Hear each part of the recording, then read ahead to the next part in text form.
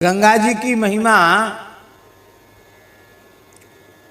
पुराणों में बहुत है, बहुत महिमा है गंगा जी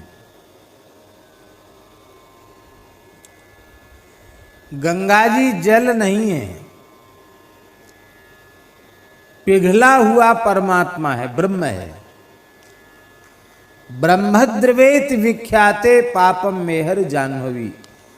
द्रवीभूत बहता हुआ ब्रह्म है श्री गंगा जी। भगवान और गंगा जी में भेद नहीं है। जैसे भगवान कहीं भी प्रकट हो जाते हैं, ऐसे गंगा जी भी कहीं भी प्रकट हो जाती। महात्माओं की तपस्या के प्रभाव से गंगा जी प्रकट हो जाती। पौराणिक युग में नहीं, इसी युग में भी।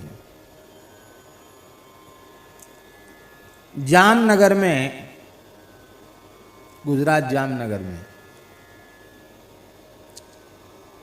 एक भक्त के यहाँ नीचे भौंयरे में, गुफा में, जिसको आजकल बेसमेंट कहते हैं, उसमें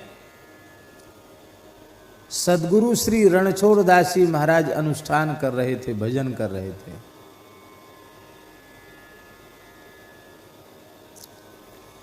उसी बेसमेंट में गंगा जी प्रकट हो गई। आज भी हैं, चाहे गंगा जी का जल पी लो, चाहे वहां का जल पी लो, बिल्कुल वैसा ही जल।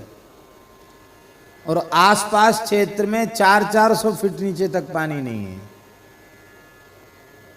और बेसमेंट कोई बहुत गहरा थोड़ी है, उसमें गंगा जी भरी हुई है, आज भी भरी हुई है।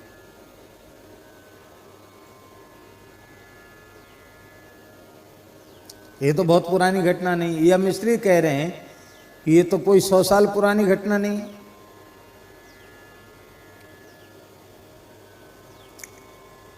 कल स्वामी श्री नवलराम जी महाराज थोड़ी सी परिक्रमा कल की, तो गुफा का दर्शन किया। वहां जल, कैसा जल था, ऐसे लग रहा है एकदम गंगा जल है। तो कल से आज में तो शोभा और विलक्षण थी। आज बहुत जोर का झरना झर रहा था, बहुत जोर का झरना आज झर रहा था।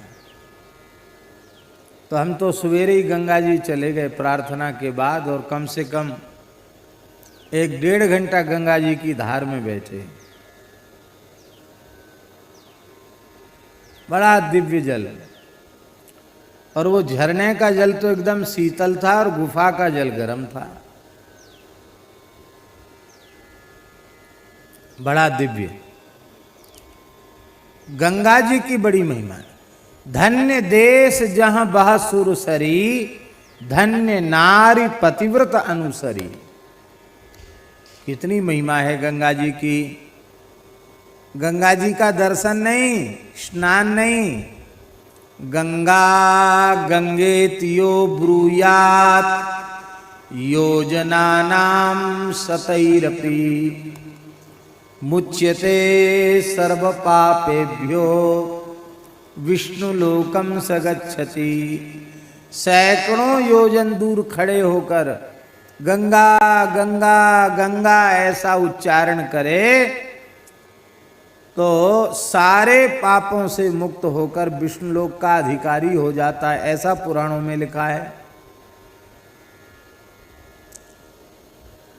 कितनी महिमा है गंगा जी की, बहुत भारी महिमा गंगा जी की।